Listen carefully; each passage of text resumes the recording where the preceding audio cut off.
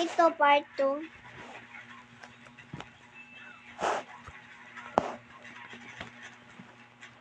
My notebook, mape. My Filipino.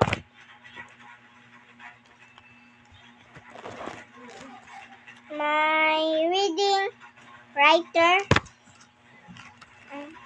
And my English. My English. Yes. English.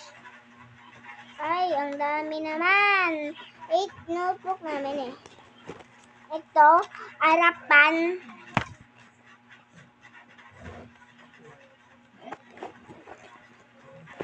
Ito, math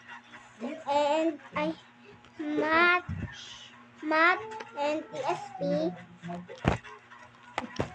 And yon, part 3. Mamaya, part 3.